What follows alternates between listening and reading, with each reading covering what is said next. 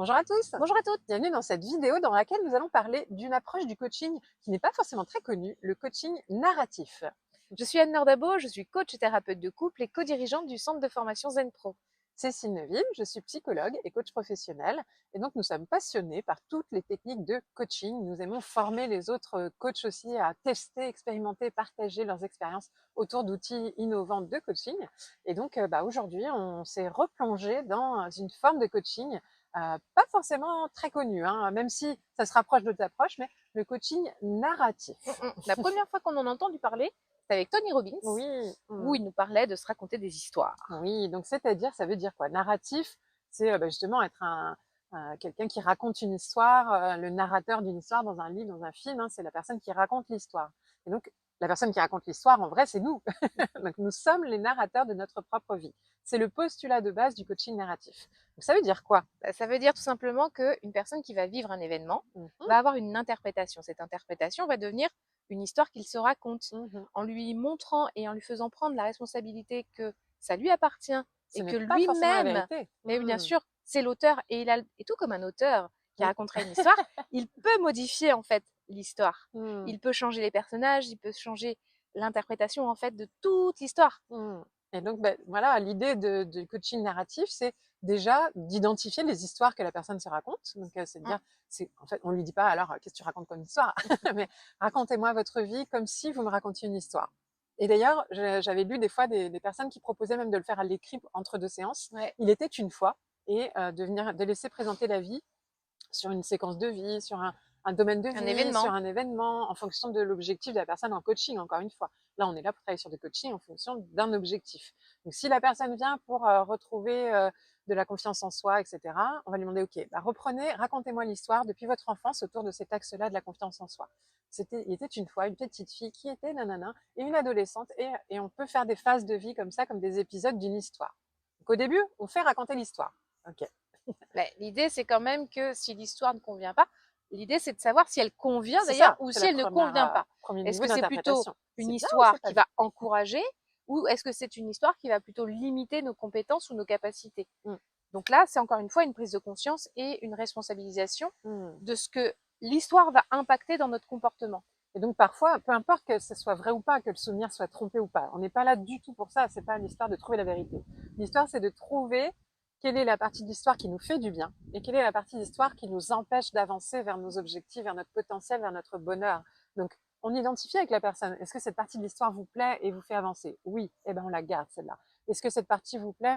Bah là Un peu non, moins. ça me freine et tout ça. Ok, est-ce que c'est une histoire qui revient de façon récurrente? On est là aussi pour repérer les histoires récurrentes, un peu comme des scénarios répétitifs, sauf que là, c'est pas un scénario de comportement, c'est un scénario de pensée, de vision des choses.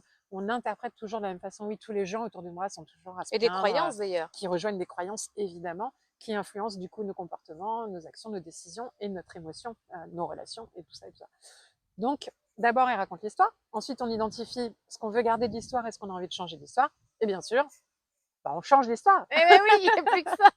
On prend sa plume et on réécrit l'histoire. Alors, ça ne veut pas dire qu'on qu'on change complètement ce qui s'est passé. On n'invente pas une histoire nouvelle, rien à voir avec ce qui s'est C'est passé. l'interprétation de la C'est ça. situation. On se Quoi dit, qu'il et si arrive, finalement, la personne avait était pensé ça, différente. et si finalement, j'avais interprété comme ça, alors qu'en fait, elle voulait dire autre chose. Voilà, j'aime bien le et si, en fait. Ça permet de, comme si je regardais avec, en fait, tu parles souvent aussi des prismes, là, dans Oui, un diamant, on regarde pas avec exactement, le ou tout même comme on axe. peut se dire que quoi qu'il arrive, une pièce a une face et un revers. Voilà, c'est Et ça. du coup, une situation, c'est la même chose. C'est qu'une Mmh, situation peut être vue d'un angle avec certaines informations, mais si c'est on ça. regarde derrière, il y a forcément autre chose aussi. Mmh, Donc c'est une gymnastique à créer dans le exactement. cerveau. Et donc, par exemple, si on se dit, bah tiens, tous les gens sont toujours agressifs avec moi, bah tiens, je me rappelle par exemple d'une histoire où la personne est agressive, et si finalement ce jour-là, elle n'était pas agressive contre moi, mais elle avait eu une très très mauvaise nouvelle ce jour-là, juste avant de me rencontrer, et qu'elle n'avait pas appris à gérer ses émotions.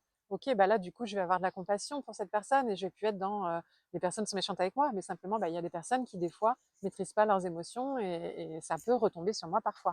Mm. Mais de l'autre côté, j'ai aussi des personnes qui sont gentilles avec moi et je reconstruis une histoire positive en rassociant des souvenirs de moments où des personnes étaient positives avec moi. Et donc là, mon histoire, mes faits ne changent pas, les faits que j'ai vécus ne changent pas, mais l'histoire que je me raconte autour de ces faits cette interprétation peut évoluer et devenir plus bénéfique. C'est ça l'idée derrière du coaching narratif.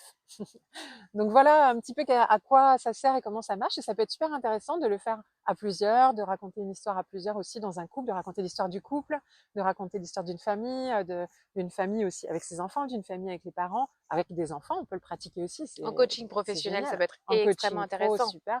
Donc voilà, on peut l'adapter, mais l'idée c'est vraiment sous forme d'histoire et non plus sous forme simplement d'interaction habituelle.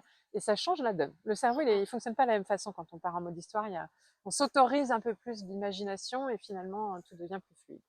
Voilà pour le coaching narratif. On espère que déjà ça vous inspire.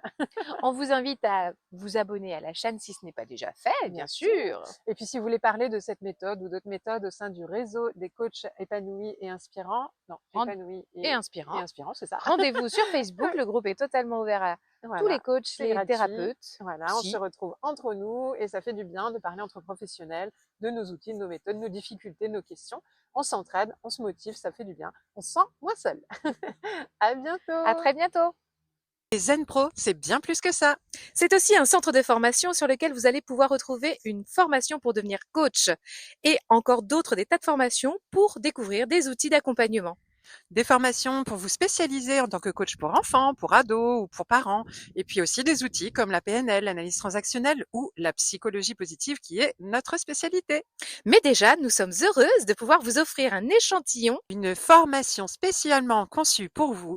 3 outils d'intelligence émotionnelle à utiliser dans le cadre de vos accompagnements individuels ou de groupe que vous allez avoir offerts et à tester rien que pour vous. Vous allez pouvoir voir si du coup nos formations vous conviennent, si le format est adapté. Vous pouvez aussi venir renforcer votre réseau de professionnels au sein du groupe Facebook du réseau des coachs inspirants et épanouis. On vous dit à très bientôt. À bientôt.